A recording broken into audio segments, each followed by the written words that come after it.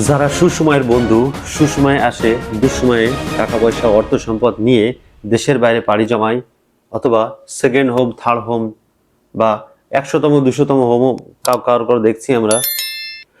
So তাদের জন্য special একটি মেসেজ, এই ভিডিওটি শেষ পর্যন্ত অবশ্যই দেখবেন, অনেক মজা পাবেন।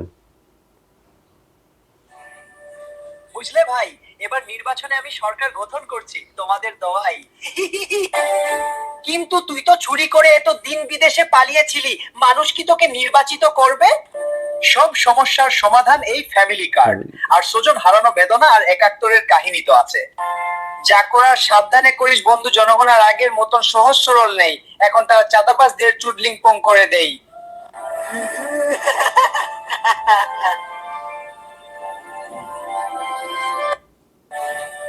আরেকবার বুঝলে দেখুন। ভাই, এবার নির্বাচনে আমি সরকার গঠন করছি তোমাদের দোয়াই।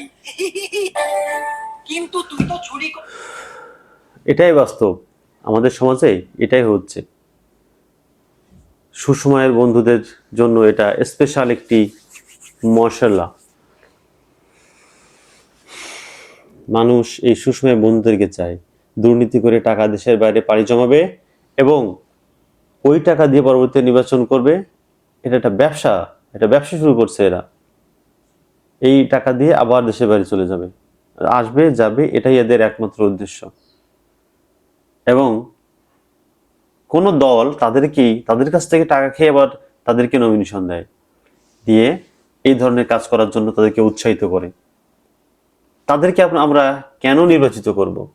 যারা জনগণের কল্যাণ চায় না, দেশের কল্যাণ চায় না, দেশের বাইরের কল্যাণ চায়, তারা দেশের বাইরেই থাকুক না, তাদের দেশের বাইরেই থাকতে দিন। দেশে কেন তারা আসবে? দেশের মানুষকে কেন তারা বিব্রত করবে? কোনো অধিকার নেই।